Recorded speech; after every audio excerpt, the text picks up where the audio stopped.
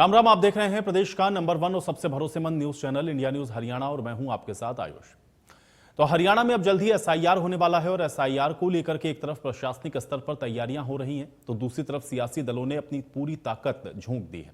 बात अगर कांग्रेस की करें तो कांग्रेस एसआईआर को लेकर अलर्ट मोड पर पार्टी लगातार बैठकें कर रही है और इन बैठक में पार्टी के तमाम दिग्गज नेता एसआईआर के मुद्दे पर चर्चा करके लगातार चिंतन और मंथन कर रहे हैं। पार्टी एसआईआर को लेकर के 2 अलग अलग निगरानी कमेटियों का गठन भी कर चुकी है। इसके साथ ही वरिष्ठ नेताओं की जिम्मेदारी भी सौंपी जा चुकी है। आज चंडीगढ़ में नेता प्रतिपक्ष भूपेंद्र हुड्डा की अध्यक्षता में विधायक दल की बैठक में भी एसआईआर को लेकर के गहन चिंतन और मंथन हुआ है। इस मीटिंग में भूपेंद्र सिंह हुड्डा ने सभी को यह निर्देश दिया है कि 15 जुलाई तक एसआईआर में सभी विधायक, जिला स्तर के नेता और बीएलए पूरी ताकत के साथ सक्रिय भूमिका को निभाएं। वो किसी भी तरह की गड़बड़ी के खिलाफ अलर्ट रहें। सभी नेता सुनिश्चित करें कि कोई वैलिड वोट कटने ना पाए और गलत वोट बनने ना पाए। हुड्डा ने कहा कि 15 जुलाई के बाद फिर से कांग्रेस विधायक दल की एक बैठक होगी और इस मीटिंग में पार्टी के आगामी कार्यक्रमों का ऐलान भी किया जाएगा। भूपेंद्र हुड्डा ने यह भी कहा कि हरियाणा में कांग्रेस ने बीएलओ 2 की नियुक्ति भी की है और जो भारतीय चुनाव आयोग के स्टाफ के साथ काम करेंगे। जिन जगहों पर कांग्रेस का विधायक नहीं है वहां पर चुनाव में प्रत्याशी रहे लोग एसआईआर का काम देखेंगे। दरअसल कांग्रेस का मकसद सही वोट को काटने से रोकना है और गलत वोट को बनाने से रोकना है। यहां प्रदेश सरकार पर निशाना साधते हुए भूपेंद्र हुड्डा ने कहा कि हरियाणा में अभी तक 37 लाख मतदाताओं के वोट 2002 की वोटर लिस्ट से मैच ही नहीं हुए और एक बड़ी गड़बड़ इसमें दिखती है। बीजेपी प्रदेश अध्यक्ष अर्चना गुप्ता के घुसपैठियों को बाहर निकालने के बयान पर नेता प्रतिपक्ष भूपेंद्र सिंह हुड्डा ने कहा कि कांग्रेस भी गलत वोटर का समर्थन नहीं करती। पिछले 12 साल से हरियाणा में बीजेपी की सरकार है और ये बीजेपी बताए कि कितने घुसपैठियों की पहचान हुई है और कितनों को बाहर निकाला है। तो आज बड़ी बहस हम इसी मुद्दे पर करेंगे, इस पर चर्चा भी करेंगे, लेकिन उसके पहले कुछ सवाल है। अब सवाल यही है कि घुसपैठियों को लेकर के आखिर ये जो सियासत है वो क्यों गरमाई है और क्या एसआईआर से कांग्रेस घबरा रही है? कांग्रेस ने इसमें गड़बड़ी की आशंका क्यों जताई है और एसआईआर को लेकर के बार बार जो बैठकें हो रही हैं उसके मायने क्या हैं, आज इसको समझेंगे। है ना, विपक्ष ना तो कोई उनके पास मुद्दा है, ना उनके पास कोई दिशा है, ना ही उनके पास कोई नेता है। जब चुनाव का समय आता है तो उनके नेता विदेश में छुट्टियां मनाने के लिए चले जाते हैं। जमीन पर कोई काम वो लोग करते नहीं है। आज अगर आप पंचकुला की बात करो, सात जगह पर हमारे 3 जगह पर हमारे मेयर के चुनाव हुए, नगर पालिका नगर परिषद के चुनाव हुए। एक एक कार्यकर्ता पूरे हरियाणा से भारतीय जनता पार्टी का चुनावी मैदान में था कि उस चुनाव में कैसे हम रणनीति बनाएं, कैसे हम अपने बूथों पर विजय हासिल करें। 7 में से 6 जगह हमारे चेयरमैन बने। तो उसका कारण कोई वोट काटना नहीं था, उसका कारण था पहली बात सभी जगह पर जो आज नायब सिंह सैनी जी मजबूती से काम कर रहे हैं, एक एक हरियाणा के व्यक्ति को मिल रहे हैं। उन्होंने विकास की जो एक छड़ी लगा रखी है पूरे के पूरे हरियाणा में कार्यों की, सबसे बड़ा कारण है वो। दूसरी बार मोदी जी जो सारी की सारी योजनाएं हरियाणा को भी देते हैं, मोदी जी का जो आशीर्वाद हम पे बरसता रहता है, लोग मोदी जी को पसंद करते हैं, भारतीय जनता पार्टी को पसंद करते हैं। तीसरी बात, हमारा कार्यकर्ता जिस तरीके से मैदान में उतरकर चुनाव लड़वाना जानता है, एक एक बूथ पर हमारा संगठन मजबूत है, एक एक बूथ पर संगठन एक एक बूथ को जीतने की चिंता करता है। तो तीसरी बात है कि वो हमारी रणनीति भी हमारे को कहीं ना कहीं मदद करती है। तो जो ये आरोप लगाते हैं, नाच ना जाने आंगन टेढ़ा। तो बाहर के मैंने बताया गलत वोट बननी नहीं चाहिए, सही वोट रहनी नहीं चाहिए। वो क्या करेंगे, सबकी जिम्मेवारी है। अब 12 साल से तो उनकी सरकार है, अब तक तो पहचान हुई नहीं उनसे। कितने की है जैसे बैठी है, पहले बताया कितने रिपोर्ट किए, अब तक कितने रिपोर्ट किए हैं।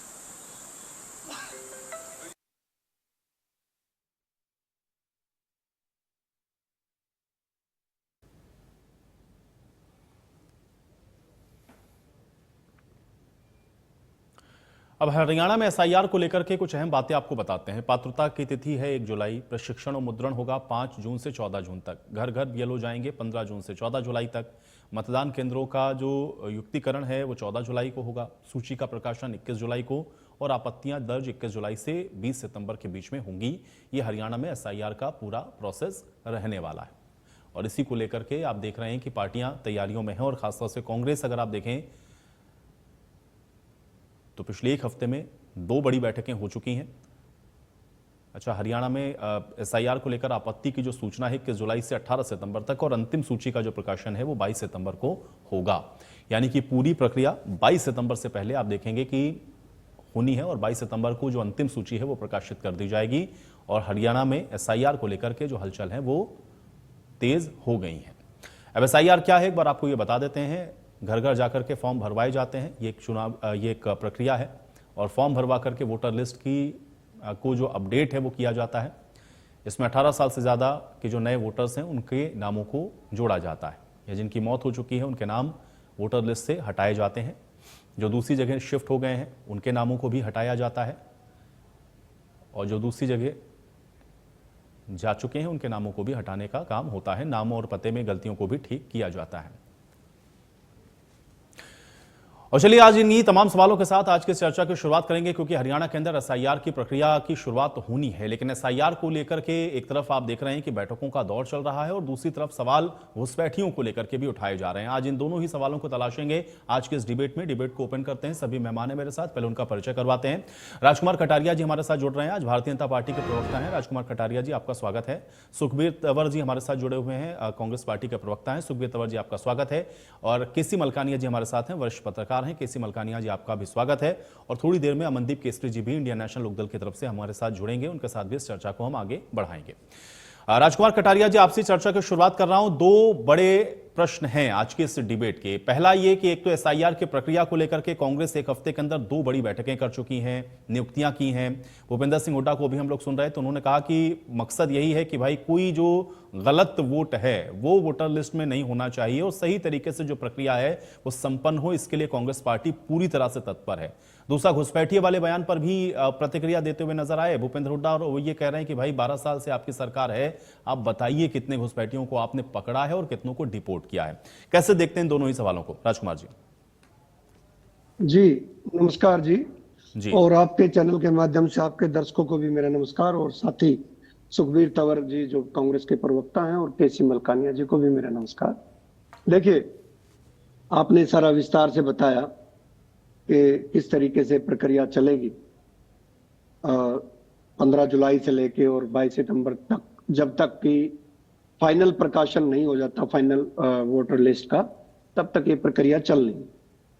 और हुड्डा साहब ने जो सवाल उठाए और आपने भी कहा कि इसका, देखिए हुड्डा साहब ने भी यही बात कही है और ये हर राजनीतिक दल का जो लोकतंत्र के अंदर हिस्सेदारी लेता है, राजनीतिक दल के तौर पर रजिस्टर्ड है, तो हमारे चुनाव आयोग ने सभी को आमंत्रित किया है कि सभी राजनीतिक दल इसमें पूरी तरीके से भागीदारी करें और उन सबका दायित्व बनता है कि वोटर लिस्ट की सुचिता को बनाए रखने के लिए उसमें पूरी तरीके से हिस्सेदारी लें, अपने बीएलओ को लगाएं, बीएलओ 1 लगाएं, बीएलओ 2 लगाएं और ये लोग बूथ लेवल पे वोटर लिस्ट का जब ये सरकारी जो चुनाव आयोग के लोग जाएंगे, निर्धारित लोग जाएंगे और उसमें काम करेंगे, उनके साथ सहयोग करके पूरी तरीके से उसमें अपना सहयोग करके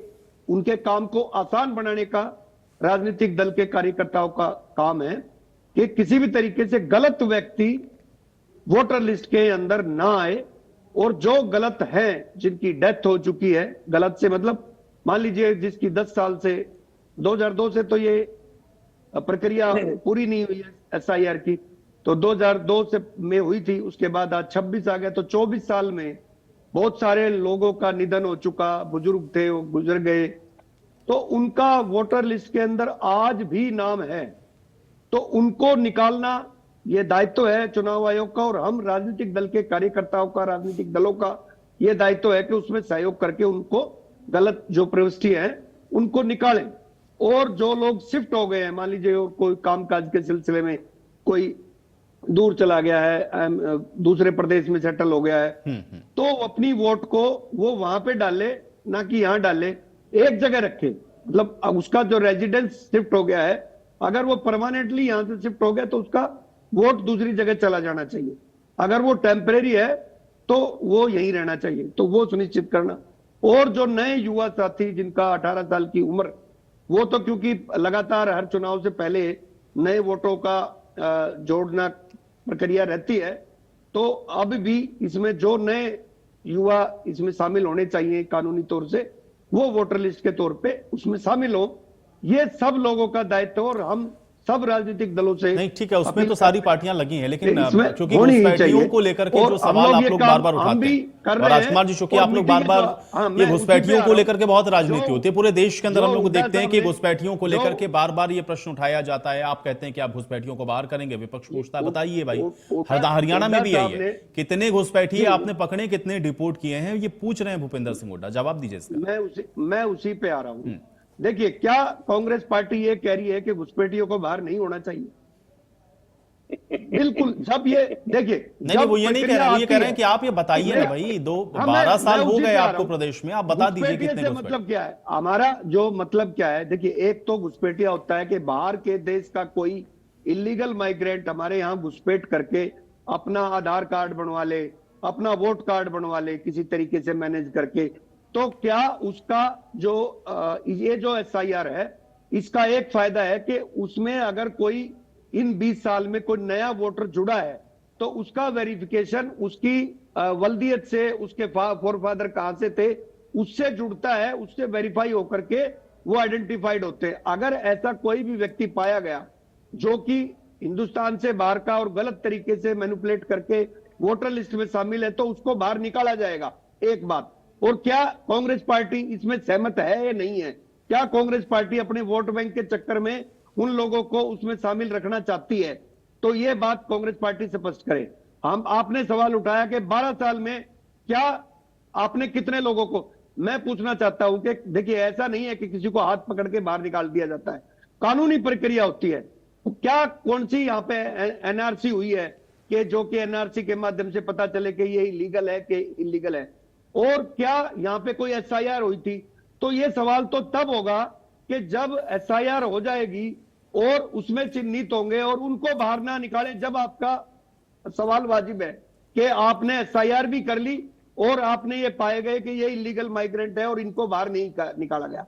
हमारा कहना यह है कि कोई भी ऐसा आदमी जो कि नहीं होना चाहिए कानूनी तौर से वोटर लिस्ट में, और देश में ठीक वो है, आप ये कह रहे हैं कि आप उनको आइडेंटिफाई करके और यहां से वाइप आउट करेंगे। ठीक है, प्रक्रिया का चलिए, अब सुखबीर तंवर जी, ठीक जो है, भी आइडेंटिफाइड होगा ठीक उसको है, बाहर निकालेंगे। ठीक है, ऐसे नहीं होता कि किसी को भी उठा करके बाहर निकाल। अभी तो सुखबीर जी बताएंगे ना। ठीक है, सुखबीर तंवर जी। आयुष जी, आपको, आपके चैनल के दर्शकों को, सभी प्रवक्ता साथियों को सादर शुभ संध्या। देखिए, भारतीय राष्ट्रीय कांग्रेस निष्पक्ष और पारदर्शी मतदाता की सूची की पक्षधर थी, पक्षधर है और पक्षधर रहेगी। आज चूंकि आपका विषय विशेष गहन पुनरीक्षण SIR पर है, तो इसके बारे में हमारा कहना है, स्पष्ट रूप है कि एक भी जो पात्र मतदाता है उसका नाम मतदाता सूची से कटना नहीं चाहिए, और किसी भी अपात्र मतदाता का नाम मतदाता सूची में जुड़ना नहीं चाहिए। वैसे सीधी जिम्मेवारी चुनाव आयोग की है, लेकिन चुनाव आयोग के साथ साथ संबंधित राज्य की सरकार और जो भी राजनीतिक पार्टियां हैं उस प्रदेश में, उन सब की संयुक्त जिम्मेदारी है कि इसमें अपना सहयोग करें और इसमें कोई अपात्र मतदाता ना आ पाए और किसी पात्र मतदाता का नाम नहीं कटे। आज की हमारी मीटिंग का भी यही एजेंडा था और यही बातें सारी हुई है। आप अपने प्रोमो में सारा विषय बता चुके हैं। इसके अलावा मैं जोड़ना ये भी चाहूंगा, क्योंकि अभी आया विषय 2003 से और 26 की बात कर रहे थे। आयुष जी, आप भली बात ही जानते हैं, साल में 2 बारी जो BLO है, बूथ लेवल ऑफिसर, जो सरकार का कर्मचारी है, और या कुछ आंगनवाड़ी या जो दूसरे इस तरह से सरकार की या चुनाव आयोग की व्यवस्था है, हर 6 महीने में BLO की ये जिम्मेदारी है कि वो हर 6 महीने में घर घर जाए और अगर किसी का निधन हुआ है या कोई बाहर चले गया है तो वो जानकारी अपने संबंधित अधिकारी को दे, और नेक्स्ट टाइम जब वो 6 महीने के बाद दोबारा रोल छपता है इलेक्ट्रोल तो वो ठीक होना चाहिए। लेकिन इसमें निरंतर चुनाव आयोग की विफलता है जो इस प्रक्रिया की अनुपालना उस तरह से नहीं हो पा रही। एक और विषय अभी भारतीय जनता पार्टी के प्रवक्ता कह रहे थे, देखिए जो घुसपैठिया विषय है, घुसपैठिया का मतलब ये है कि कोई भी अनाधिकृत तरीके से इस देश में दाखिल हुआ है और उसने किसी भी प्रकार का अगर कोई झूठा प्रमाण पत्र बनवाया है, चाहे वो वोट का है, चाहे वो किसी और दूसरे विषय का है, चाहे आधार कार्ड है, वो सारे के सारे जिस तरह से मामले हैं बहुत गहनता से जांच होनी उसकी जरूरी है। और अभी माननीय उच्चतम न्यायालय ने यह स्पष्ट किया था, आपके संज्ञान में होगा कि सिटीजनशिप का SIR से कोई मतलब नहीं है। सिटीजनशिप को दूसरा प्राधिकरण तय करेगा, अगर इंडिविजुअल इज इंडियन सिटीजन और नॉट।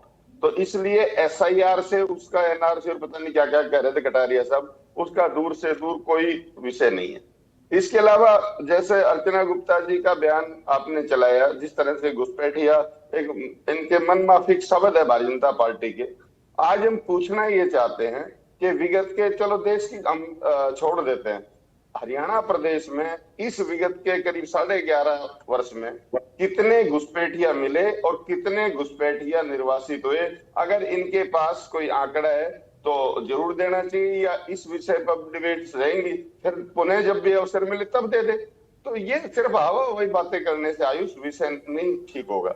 इसके अलावा जो त्रुटिपूर्ण मतदाता सूची की बात थी, देखिए विगत का जो हरियाणा विधानसभा चुनाव 2024 था, उसमें जिस तरह के स्रोत के आधार पे राहुल गांधी नेता प्रतिपक्ष ने हरियाणा प्रदेश में 25 लाख अपात्र मतदाताओं की बात कही थी, बाद में 29 लाख केंद्रीय जो चुनाव आयोग है उन्होंने माना। तो कहने का भाव ये कि मतदाता सूची विगत के चुनाव में निष्पक्ष नहीं थी, पारदर्शी नहीं थी, और ये जिस प्रकार के आंकड़े सामने आए थे वो अपने आप में इस बात का प्रत्यक्ष प्रमाण है। इसके अलावा आज विषय ये भी है, क्योंकि घुसपैठिया पे ज्यादा आज जोर दिया जा रहा है, विगत के 12 वर्ष में जो हमारी अंतरराष्ट्रीय सीमाएं हैं, चाहे उत्तर पूर्वी राज्यों की और चाहे उत्तर के जम्मू कश्मीर की, उनमें निरंतर असम और पश्चिम बंगाल की उनकी बहुत लंबी सीमा है, उनमें जिस प्रकार से घुसपैठिया के आवागमन पे नियंत्रण होना चाहिए था वो नियंत्रण नहीं हुआ। बात तो जरूर करेंगे, लेकिन नियंत्रण करना आयुष जी किसकी जिम्मेदारी थी ये जरूर समझना चाहिए। 12 वर्ष का समय कोई कम नहीं होता। इसके अलावा आज साथ ही साथ सवाल ये भी है कि जो जम्मू कश्मीर में दो हमारे एक में पुलवामा में जिस तरह से CRPF के जवान शहीद हुए और पहलगाम का जो नृशंस हत्याकांड हुआ, हमें तो आज तक पता नहीं चला कि वो ठीक है। तो आप ये कह रहे हैं कि सीमाओं से भी अगर घुसपैठ हो रही है तो वो केंद्र की जिम्मेदारी है और ये इनको बताना पड़ेगा। ठीक है, बिल्कुल। और नहीं जो ठीक है, चलिए घुसपैठियों की बात आप कह रहे हैं कि अगर ये करते हैं तो भाई ये इनको देखना पड़ेगा ना। ठीक है, अभी इसका जवाब तो राजकुमार जी ये सवाल है। ठीक है, अब अमनदीप जी एक तो घुसपैठिया और दूसरा SIR, कैसे देख रहे हैं दोनों ही विषय को? अमनदीप जी। देखिए आयुष जी, आपकी डिबेट में पहले भी चर्चा ये हो चुकी है। देखिए दोनों ही अलग अलग विषय हैं, घुसपैठिया और SIR दोनों अलग अलग विषय हैं। और लेकिन भारतीय जनता पार्टी ने जो संवैधानिक संस्था का काम था उसके काम को अपने प्रचार का साधन बना लिया। अपनी जो इनकी जो गलत वायदे मैं कहूंगा या झूठे वायदे जनता को करें, या वही जो आपस में भाईचारा खराब करने वाली बातें, उस तरह की बातों को अपनाते हैं ये। और ये घुसपैठिया वर्ड को इन्होंने उसको बहुत ज्यादा एडवर्टाइज कर दिया SIR के साथ कि हम घुसपैठिया निकालेंगे। जब इनसे कोई पूछने वाला हो कि आपने घुसपैठिया निकालने हैं, आप जनगणना चल रही है, जनगणना में पता लग जाएगा। उसके और भी तरीके हैं, केवल क्या वोटर लिस्ट से आप घुसपैठिया बाहर निकालोगे? और अभी तक आपने अगर SIR बंगाल में की, असम में की, तो क्या डाटा आपके पास वहां से आपने कितने घुसपैठियों को बाहर भेजा? तो ये सब बातें इनकी ये सोच को दर्शाता है। ये किस प्रकार से जो संवैधानिक संस्था के काम है, जो रेगुलर काम है, उसको किस प्रकार से केवल और मात्र अपनी जो है मशहूरी के लिए, अपनी पार्टी के हितों के लिए उसको इस्तेमाल करते हैं, जबकि इन दोनों विषयों को आपस में कोई लेना देना नहीं है। और अब फिर अपने आप को ये कहते हैं कि हम एक जिम्मेदार पार्टी है और हम सरकार के अंदर भी हैं। तो और दूसरी तरफ ये लोगों को इस तरह से बरगला रहे हैं, इस विषय को कहाँ उठा करके जोड़ दिया। तो ये एसआईआर की जो प्रक्रिया है, पहले भी हमने बार बार बात करी कि एसआईआर की प्रक्रिया होनी चाहिए। अगर गलत वोट डल गए हैं और गलत वोट बन गए हैं, कोई अपना किसी की मृत्यु हो चुकी है, वो प्रक्रिया निरंतर चलती रहती है, पहले भी होती रही है। आज तक ऐसा थोड़ी हुआ कि जिसका वोट हिंदुस्तान में बना है और वोटर लिस्ट से डिलीट ही नहीं हुआ, ऐसा तो कभी हुआ ही नहीं है। अगर इस तरह से होता तो यानी कि वोटर लिस्ट आज 140 करोड़ नहीं है तो कहीं से 300-400 करोड़ दिखा रही होती। तो वोटर लिस्ट के डिलीशन का काम और रेगुलर प्रक्रिया में चलता रहता है। और दूसरी बड़ी बात, जब ये भारतीय जनता पार्टी ये कहती है कि हमारे पास तो पन्ना के प्रमुख भी हैं और इलेक्शन कमीशन जो पार्टियों का साथ लेकर के चुनाव कंडक्ट करवाता है, उसके अंदर पार्टियों के जो एजेंट बैठते हैं बूथ पे, वो इसलिए ही बिठाए जाते हैं आपस में कि भैया जो पार्टी आ रही है बाहर से, जो ड्यूटी करने वाला, उनको पहचाननी है, आप बता दीजिए इसमें कोई गलती है। तो वो ऑब्जेक्ट करते हैं कि भाई गलती है। बहुत बार होता है ऐसा कि भाई वोटर लिस्ट में वोटर का नाम है, वोट डालने भी आ गया, लेकिन उसकी वोट गलत बनी हुई है। वो ऑब्जेक्ट करते हैं कि ये हमारे बूथ का आदमी नहीं है, ये गलत वोट बनी हुई है। वो प्रक्रिया कोई भारतीय लोकतंत्र में आज से थोड़ी शुरू हो रही है, बहुत पहले से ही है। लेकिन केवल मात्र इन्होंने अपना राजनीतिक लाभ, राजनीतिक हित देखते हुए लोगों को बरगलाना है और लोगों में ये भ्रम फैलाना है कि भाई हम तो घुसपैठियां निकाल देंगे इसके तरह। जबकि इनका ये कहना भी बिल्कुल गलत है कि एसआईआर ये करवा रहे हैं। एसआईआर चुनाव आयोग करवा रहा है और चुनाव आयोग एक संवैधानिक संस्था है कि निष्पक्ष संस्था है। उसके लिए भारतीय जनता पार्टी भी उतनी ही बराबर है जितनी इंडियन नेशनल लोकदल या कांग्रेस या अन्य जितनी भी राजनीतिक दल जो चुनाव आयोग के तहत जो रजिस्टर्ड है, वो उसके लिए उसकी आंख में सब बराबर हैं। लेकिन ये चुनाव आयोग को, संवैधानिक संस्था को हटा करके अपनी संस्था बनाने पर लगे हुए हैं। और वो भी, मैं तो ये कहूंगा कि सबसे पहले चुनाव आयोग को ऑब्जेक्ट करना चाहिए इनकी बातों पे कि भाई ये क्यों जो है एसआईआर के मुखपत्र बने हुए भारतीय जनता पार्टी। ये तो गलत बात है कि भाई ये क्यों एक पार्टी जो ज्यादा अपने आप को आगे बता रही है, जबकि उनके लिए तो सारी बराबर है पार्टियां और वो एक संवैधानिक संस्था है। तो ये सारा का सारा मामला जो लोगों के हित का कम है और राजनीति का ज्यादा है। और पहले भी इन्होंने ये लगातार इस प्रकार से उल्टे सीधे भ्रम फैलाते रहे हैं, तुगलकी फरमान जारी करते रहे हैं, केवल मात्र अपनी राजनीतिक हित को साधने के लिए, लोगों को बरगलाने के लिए। कहा तो ये कह रहे हैं कि भी विकसित भारत हम बनाएंगे, और कहा आज बड़े दुर्भाग्य से दुनिया के हम उस हिस्से में रहते हैं कि आज भी जो सत्ताधारी दल है वो आज भी धर्म के नाम पर, जाति के नाम पर और इस तरह के मुद्दे उठा रहा है, जहां पर पूरे दुनिया में एआई की रेस लगी हुई है। हमारे अभी भी वही मुद्दे हैं कि जो 200 साल पुराने थे। ये अभी भी बात कर रहे हैं कि भाई वो बाबर क्यों आया, वो अकबर क्यों आया, अभी औरंगजेब का बदला लेना है हमने, जो 250-300 साल से ज्यादा चले गए हैं। तो इस प्रकार से जो ये भारतीय जनता पार्टी की नीतियां हैं, ये देश के लिए, प्रदेश के लिए वो ठीक नहीं है, भाईचारे को खराब करती है। इनके राजनीतिक आप कह रहे हैं केवल राजनीतिक बयानबाजियां और डिस्ट्रैक्ट करने वाला। ठीक है मलकानिया साहब, ये दोनों ही विषय आपसे भी मैं समझना चाह रहा हूं। एक तो एसआईआर अब होना ही है प्रदेश के अंदर, तो पार्टियां भी उसको लेकर के एक्टिव हैं, भूपेंद्र हुड्डा भी बहुत सारी बातें कह रहे थे। और दूसरा, घुसपैठियों को लेकर के हमेशा हम लोग देखते हैं कि एक बयानबाजी रहती है, और आज भी भूपेंद्र हुड्डा ने वही कहा कि भाई आप बताइए, अगर आप घुसपैठियों की बात कहते हैं और आप कहते हैं बाहर निकाल रहे हैं, तो कितने घुसपैठिए पकड़े और कितने निकाले, कैसे देखते हैं दोनों ही विषयों को? और इसलिए आपको और सभी प्रवक्ता को और हरियाणा की जनता को मेरी तरफ से नमस्कार। जहां तक एसआईआर का सवाल है, ये एक संवैधानिक प्रश्न है। गहन जांच प्रक्रिया जो है वो मतदाताओं की होनी चाहिए। जो मतदाता 18 साल की आयु पूरा कर लेता है उसका नाम लिस्ट में जुड़ना चाहिए। जो छोड़ के चला गया, जिसकी मृत्यु हो गई, उसका नाम कटना चाहिए। परंतु जिस प्रकार कांग्रेस ने बैठक की और उन्होंने ड्यूटी लगाई, उन्होंने कहा कि BLA 1 की हमारी तैयारी हो गई, BLA 2 की भी हम नियुक्ति करेंगे। इसके साथ साथ जो विधायक हैं वो भी SIR पर नजर रखेंगे। जहां हमारे विधायक नहीं है और जिन्होंने चुनाव लड़ाए या पूर्व विधायक है वो उस पर नजर रखेंगे। तो मैं समझता हूं अगर सारी राजनीतिक दल इस तरह नजर रखें तो BLO के साथ BLA जो है, चाहे कांग्रेस पार्टी का हो या इन लोगों का हो या दूसरी पार्टी का हो, उससे क्रॉस चेकिंग हो जाएगी। अगर किसी का नाम कटता है तो दूसरा जो अगर गलत करता है तो दूसरी पार्टी का जो BLA है वो ऑब्जेक्शन कर सकता है, तीसरी पार्टी का ऑब्जेक्शन कर सकता है, जिसका अपना कटा है वो भी ऑब्जेक्शन कर सकता है। अगर कट जाता है उसके बाद भी अप्लाई कर सकते हैं। जहां तक घुसपैठियों का सवाल है, घुसपैठिए जो है वो बॉर्डर स्टेटों पे होते हैं। हरियाणा में घुसपैठिए का सवाल बहुत कम है। काफी दूर से आए, कोई लग गया काम में, लग गया, ये कर गया। तो जिसमें जो गहन जांच होगी तो उसके साथ उसको डॉक्यूमेंट देना पड़ेंगे कि आपके पिताजी कहाँ थे इतने 20 साल पहले, आपके फोरफादर कहाँ थे, कहाँ आपका बोर्ड था।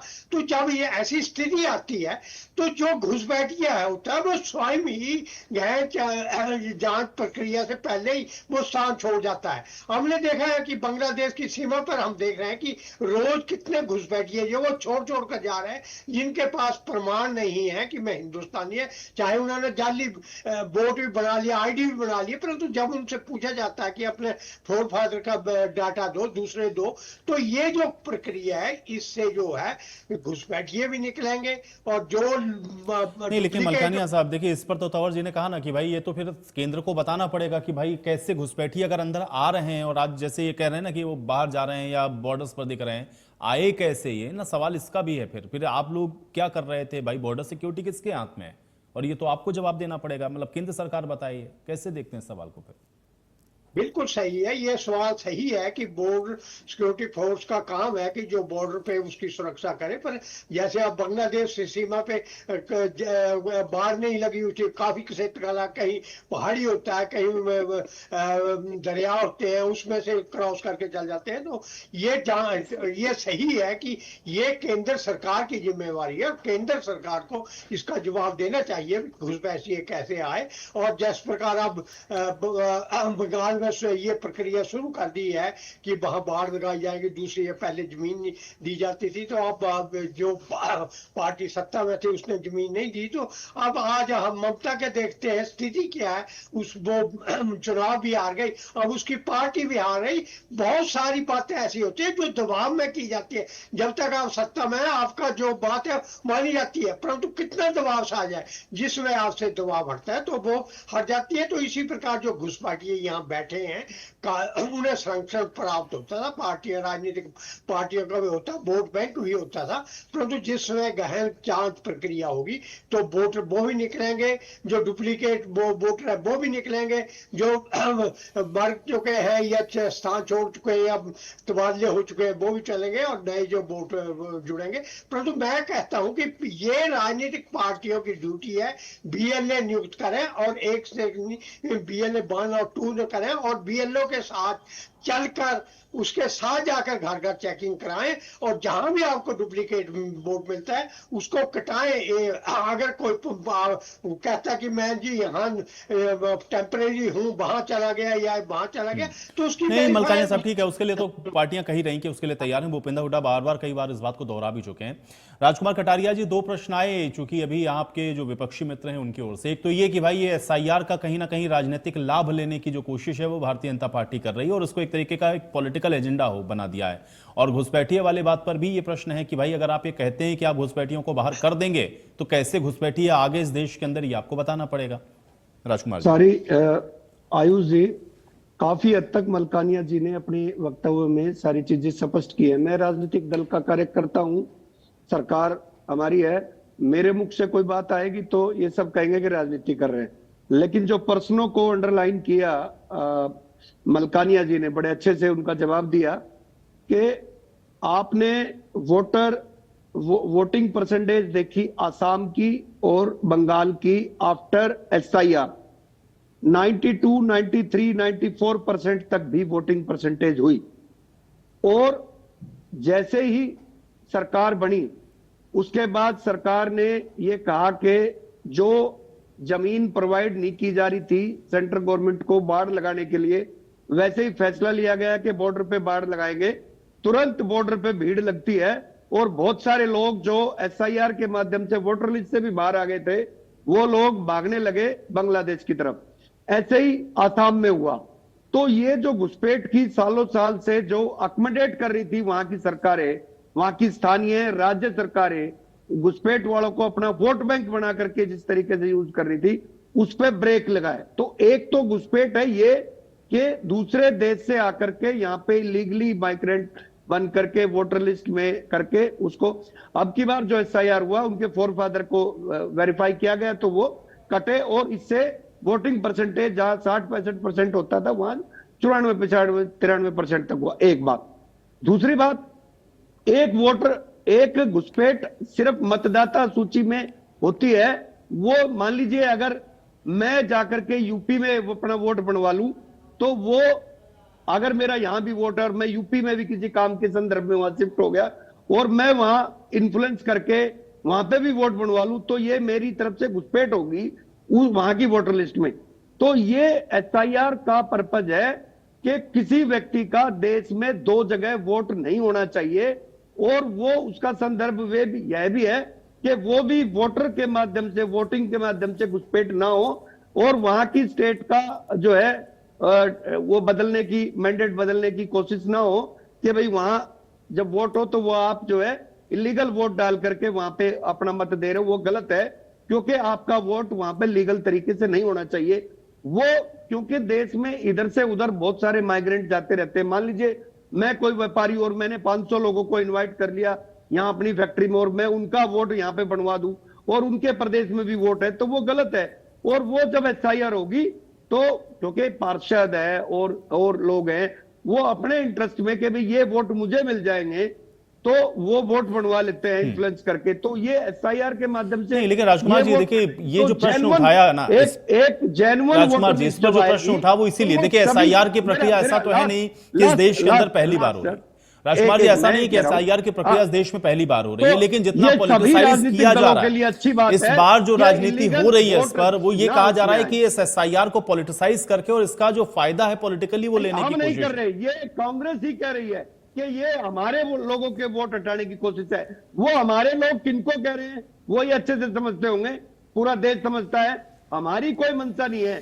कोई भी हिंदुस्तान का, भारत देश का वैधानिक नागरिक है उसका वोट नहीं कटना चाहिए, नहीं कटेगा। ये सरकार की मंशा भी है और हमारी पार्टी का भी ये है कि किसी का भी, वो किसी भी जाति का, किसी भी धर्म का, किसी भी वर्ग का हो, अगर कोई लीगल वोट है तो उसका नहीं कटना चाहिए और भाजपा का कार्यकर्ता उसका वोट बनवाने के लिए हमेशा तत्पर रहेगा। जी नहीं, लेकिन राजकुमार जी, अमनदीप जी ने कहा ना भाई एसआईआर की एक प्रक्रिया, चूंकि एक संवैधानिक संस्था को ये करना है तो सारी पार्टियां उसके लिए जाहिर है कि इक्वल हैं, लेकिन इसको इतना डिफेंड भारतीय जनता पार्टी क्यों करती है? और क्या इसका पॉलिटिकल कोई आप लोग माइलेज लेना चाहते हैं इस वजह से एसआईआर को लेकर के इस तरह की बातें आप लोग, क्योंकि डिफेंड आप लोग सबसे ज्यादा करते हैं, उनका ये प्रश्न था, ये सबसे ज्यादा आप लोग क्यों उसको डिफेंड? अगर जायज बात को हम डिफेंड कर रहे हैं तो उसमें क्या गलत है? ये क्यों जायज बात के विरोध में खड़े? ये तो कांग्रेस जवाब दे कि जो वैधानिक प्रक्रिया है उसका क्यों विरोध करते हैं, अन्यथा क्यों मतलब विरोध करें? विरोध करने के लिए विरोध कर रहे हैं। ये किसके वोट रोकने के लिए, मतलब कि भाई इलीगल माइग्रेंट के वोट रोकने के लिए क्या ये ऐसा कह रहे हैं? ये तो ये जवाब दे। जब हमने सबने सरकार और कानून के दायरे में इलेक्शन कमीशन एसआईआर कर रहा है, गहन पुनर्निरीक्षण इसी को बोलते हैं कि मतदाता सूची को बिल्कुल ट्रांसपेरेंट तरीके से उसका जो है चिंतन मनन हो और जो भी गलत वोट है वो कटे और वाजिब वोट रहे। इसमें क्या दिक्कत है कांग्रेस को? क्यों पेट में दर्द हो रहा है वो कांग्रेस बताएंगे, कांग्रेस के लीडरान बताएंगे कि वो क्यों ऐसे वोटर को इस वोटर लिस्ट में रखना चाहते हैं। हमारी तरफ से किसी भी तरीके का किसी का वोट काटने की कोई मंशा नहीं। हम ये चाहते, आप अपने बीएलओ को लगाओ ना, एक एक वोट के ऊपर वो ध्यान करे, उसके ऊपर कानूनी प्रक्रिया है। जब ड्राफ्ट वोटर लिस्ट आएगी उस पर आप ऑब्जेक्शन करें, अगर कोई गलत होता है तो वो उसका ऑब्जेक्शन सुना जाएगा। आपने देखा सुप्रीम कोर्ट तक मामला गया है, बिहार में भी, आपके जो बंगाल में भी, और सारी चीजों को सुप्रीम कोर्ट ने आखिरकार यही कहा है कि नहीं, एसआईआर होनी चाहिए, गलत व्यक्ति का वोट हटना चाहिए। और जब भी इस प्रक्रिया के तहत ऐसा आता है कि कोई भारत का बाहर का नागरिक भारत से में आकर के अपना इलीगल तौर से आता है और वोट बनवाता है, उसको पहले तो वोटर लिस्ट से बाहर किया जाएगा, और अगर वो आइडेंटिफाइड हो गया इसके माध्यम से तो उसको देश से भी बाहर निकालने का काम करना चाहिए। और इसमें सभी पार्टियों को, सभी देशभक्तों को इसमें सहयोग देना चाहिए, इसमें कोई बुरी बात नहीं। सुखबीर तंवर जी।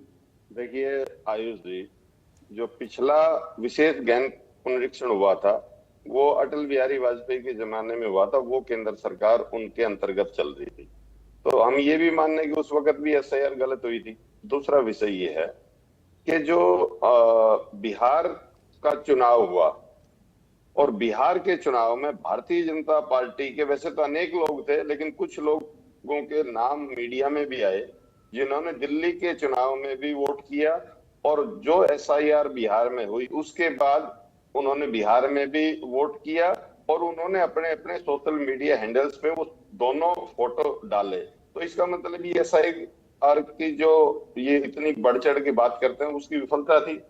इसके अलावा जो विषय ये उठा रहे थे, अभी पश्चिम बंगाल का चुनाव हुआ, क्या जब जितने भी पिटीशंस इस बारे में गए और अंतिम तौर पे माननीय उच्चतम न्यायालय का जो निर्णय आया, कितने ही मतदाताओं को माननीय उच्चतम न्यायालय ने कहा कि आप अगली बार वोट दे देना, क्या ये लोकतांत्रिक जो संवैधानिक अधिकार है मतदान का, क्या माननीय सुप्रीम कोर्ट की जिम्मेदारी नहीं थी कि उनके अधिकार को संरक्षित करना? ये सरकार, चुनाव आयोग और माननीय उच्चतम न्यायालय की विफलता का प्रत्यक्ष प्रमाण है। इसके अलावा ये अभी असम का विषय आया, असम में जिस तरह से निरंतर तीसरी बार सरकार है, आप कह के बच नहीं निकल सकते। इसका मतलब आपकी असम सरकार भी घुसपैठियों को नहीं रोक पाई। असम का कितना लंबा बॉर्डर लगता है अंतर्राष्ट्रीय सीमाओं से। जब भी आप कोई बात कहें, मैं तो सारे साथियों को कहता हूं, तो उनका हवा बनाने के लिए बात भले ही कह दें, लेकिन उसका कोई तर्कपूर्ण आधार होना चाहिए। जब आप वहां 10 साल से ज्यादा हैं, फिर कैसे घुसपैठी आ गए? और इसके अलावा ममता बनर्जी भी इनकी सहयोगी अतीत में रह चुकी है, इनके अलायंस में मंत्री रह चुकी है, इनको उस वक्त तो दिखाई नहीं दिया, लेकिन चलो मैं उन बातों पर जाना नहीं चाहता। खैर, जिस प्रकार का विषय ये सारा घुसपैठिया वाला है और एसआईआर वाला है, हम तो पुनः यही कहेंगे कि कोई भी अपात्र मतदाता सूची में नहीं रहना चाहिए, और कोई भी पात्र मतदाता का नाम नहीं कटना चाहिए। लेकिन जिन जिन प्रदेशों में एसआईआर हुआ है, वहां जिस तरह से निकृष्टतम उदाहरण प्रस्तुत हुए हैं, निश्चित तौर पे भारत की लोकतांत्रिक व्यवस्था पे और चुनाव आयोग क्या कर रहा है उस पे बहुत बहुत बड़े प्रश्न चिन्ह है। निश्चित तौर पे ये कहीं ना कहीं एक भारतीय मतदाता के मन में संदेह पैदा करता है कि आखिर ऐसे क्या हालात हैं। ये किसी तरह की भी बात शुरू कर देते हैं। अर्चना गुप्ता जी, नवनियुक्त प्रदेश की अध्यक्ष, किस प्रकार से घुसपैठियों की बात कर रही थी। अरे फिर नंबर भी बताओ ना, आपकी तो सरकार है, पिछले 11.5 साल से बताएं आपने कितने आइडेंटिफाई करके कितने घुसपैठिए डिपोर्ट किए। देखिए, हवाई बातें करना बंद करें, और जैसा कि भूपेंद्र सिंह हुड्डा साहब ने कहा है, हम पूरी तरह से ये जो हरियाणा की एसआईआर का विषय है, इसमें बहुत बारीकी से नजर रखेंगे और किसी भी अपात्र मतदाता का नाम जुड़ने नहीं देंगे और पात्र मतदाता का नाम कटने नहीं देंगे। अमनदीप जी। जी आयुष जी। आयुष जी, देखिए, जिस वही विषय है कि जिस हिसाब से जो ये एसआईआर की प्रक्रिया बता रही है, अपात्र वोटों का काटना वो ठीक है, जायज है। और मैं जैसे पहले भी कह रहा था कि ऐसे बात नहीं है कि भी पहली बार कोई वोटरों का जो है रेक्टिफिकेशन हुई है या ये एसआईआर हुई है। एसआईआर चलो उन्होंने इस बार नाम दे दिया, इंटेंसिव रिवीजन पहले भी चलती रही थी। लेकिन जिस प्रकार से अभी सुखबीर तंवर जी ने भी बताया कि बंगाल के वोटर्स सुप्रीम कोर्ट तक पहुंचे और सुप्रीम कोर्ट ने कहा कि कोई बात नहीं, अगली बार डाल देना, तो उस सारी चीजों को देखते हुए ये जो प्रक्रिया है, जाहिर सी बात है कि संदेह के घेरे में आना चाहिए। जिन वोटरों का हक को उन्होंने रोक दिया और वो इस बार वोट करने से नहीं डाल सके, तो क्या ये लोकतंत्र के लिए अच्छा उदाहरण तो नहीं है? ये गलत उदाहरण है। इस वजह से इन्हीं सब बातों को देखते हुए हम ये कह रहे हैं कि इसका सही ढंग से जो है पुनरीक्षण होना चाहिए। किसी गलत आदमी का एक भी वोट नहीं कटना चाहिए। ऐसे उदाहरण आगे आए हैं तभी तो इसके बारे में हम बात कर रहे हैं। दूसरी बात, अभी भाजपा के प्रवक्ता कह रहे थे कि भाई SIR हुई, वहां पर 90% वोटिंग परसेंट हो गया। अभी हरियाणा में चुनाव हुए थे निगम के, आपने कवर किया, 50% भी वोट परसेंट नहीं पड़ा और भाजपा कह रही है भाजपा जीत करके आई ज्यादातर जगहों पे। इसका क्या मतलब हुआ कि भाई ये वोटर लिस्ट खराब थी, वो कहाँ चले गए? वो सारे जो घुसपैठिए वोटर थे वो वोट डालने नहीं आए। तो कम से कम 20% वोट आज हरियाणा के अंदर भी ऐसे लोगों के प्रविष्टियां हैं जो डेथ हो चुकी है, जो चले गए हैं। 15-20% तो ऐसे वोटर की बात नहीं है, वो हम लोगों ने खुद बूथ के ऊपर अपनी वोटर लिस्ट में देखा कि ये जो है जो व्यक्ति एड्रेस पे नहीं। अगर ऐसा नहीं होता तो आपके पन्ना प्रमुख को पता नहीं है क्या? अपने पन्ने पे 100 आदमियों को नहीं पता उसकी गली में किसकी डेथ होगी किसकी नहीं होगी। 2009 में सुप्रीम कोर्ट में कोई केस था, उसकी वजह से अगर कोई डेथ हुआ व्यक्ति अभी उसके अंदर वोटर लिस्ट में नाम है और उसकी जगह कोई फर्जी वोट डालने आ रहा है तो पन्ना प्रमुख को ऑब्जेक्ट करना चाहिए। ये कैसे आ गया? ये पन्ना प्रमुख की जिम्मेदारी है कि भैया वो देखे उसके पन्ने के अंदर वो कितने की डेथ होगी है, कितने शादी करके लड़कियां चली गई हैं, या कितने की गलत वोट बन गई, किसी की डबल वोट बन गई है। ये पन्ना प्रमुख की जिम्मेदारी है। कौन विदेश में रह रहा है, कौन यहाँ पर रह रहा है, कोई दूसरे प्रदेश में चला गया है, तो वो पन्ना प्रमुख किस लिए है? या वो पन्ना प्रमुख है ही नहीं, वो हवा ही बातें हैं। असली बात तो ये है कि भाई अपना डर है। और दूसरी बात कि आप बार बार फिर से वही बात है, अभी कह रहे हैं आप कि भाई घुसपैठियों को बाहर निकालेंगे। देखिए, एक बहुत बड़ा वर्ग हरियाणा प्रदेश के अंदर जब से जो है भारत का विभाजन हुआ, विस्थापित होकर के एक बहुत बड़ा वर्ग आया, बहुत बड़ी संख्या में। मनोहर लाल जी हमारे पूर्व मुख्यमंत्री, वो खुद उस वर्ग से आते हैं। अब आप इस बातों को जायज ठहरा रहे हैं कि भाई वो अपने परदादा का वहां पे वो लेकर के आए सर्टिफिकेट और उनकी वोट गलत है या वो घुसपैठिए हैं, तो ये बिल्कुल निंदनीय बात है। आपको इस प्रकार आप एक जिम्मेदार चैनल के ऊपर ऐसी बात ना करें। आपको पता है कि बेस वोटर लिस्ट क्या,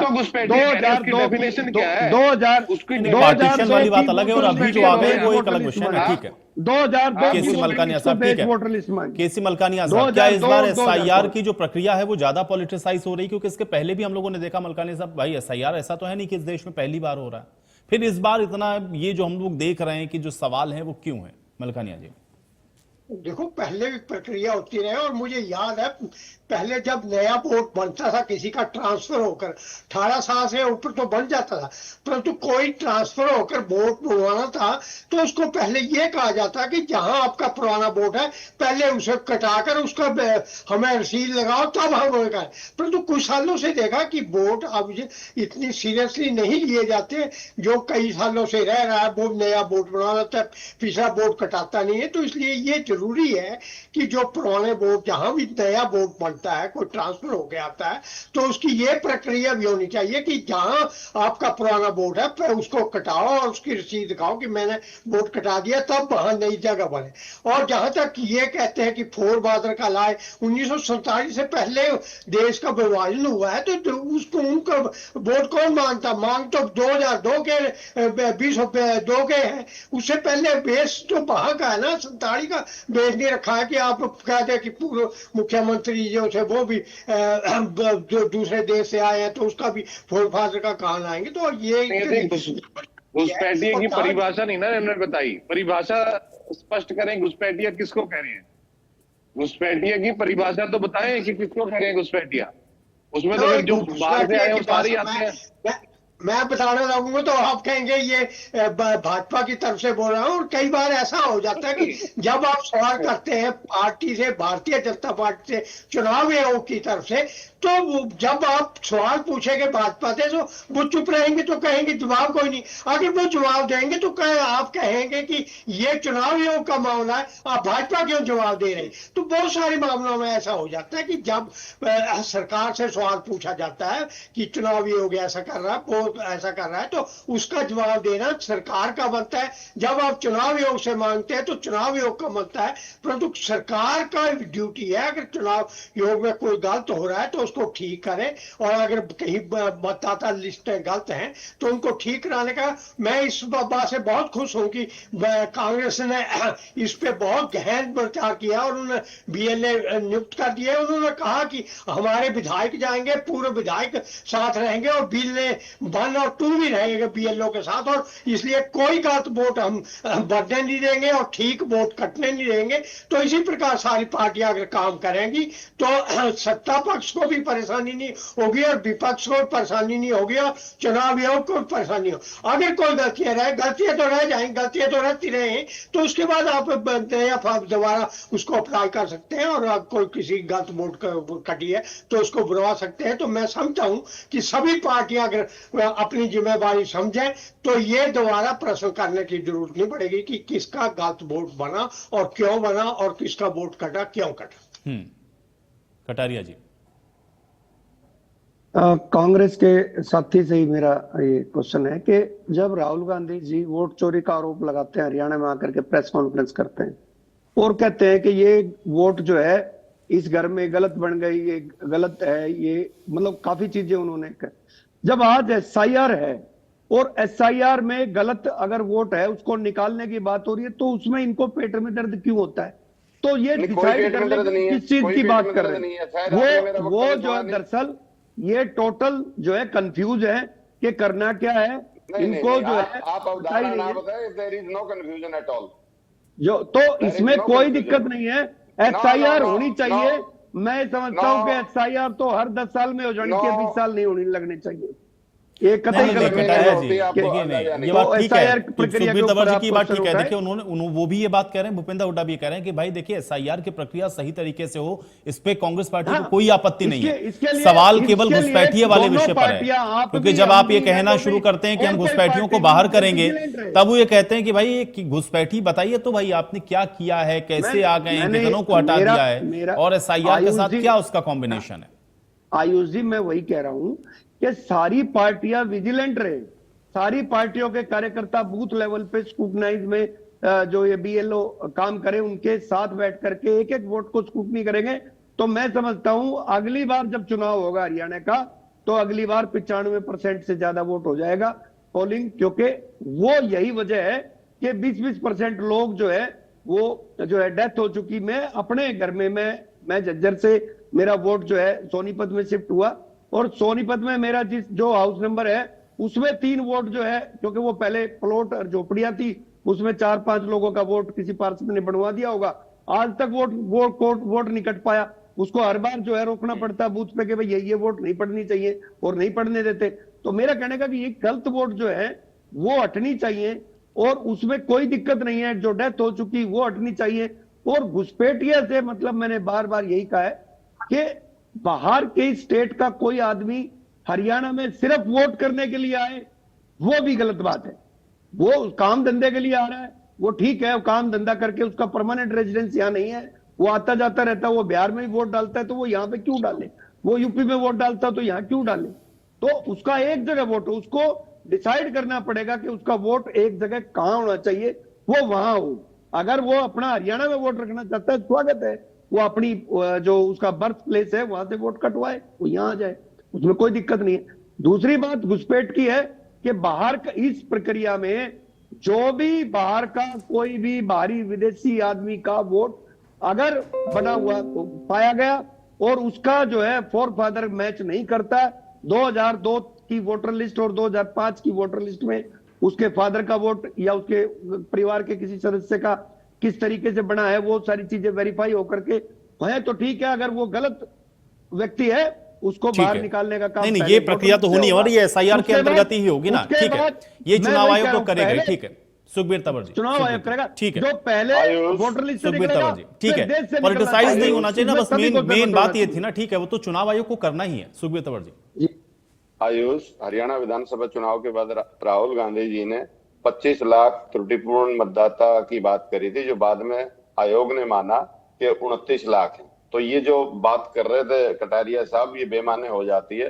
और जिस तरह से डिजिटलाइजेशन का विषय आया है विगत के 10-15 सालों में, तो फिर जब एक 6 महीने के अंतराल पे ही एसआईआर के बाद भी अगर एक मतदाता कोई एक सिंगल भी अगर दूसरे प्रदेश में वोट डाल रहा है, तो फिर उस पूरी प्रक्रिया उस संदेह के घेरे में आ जाती है।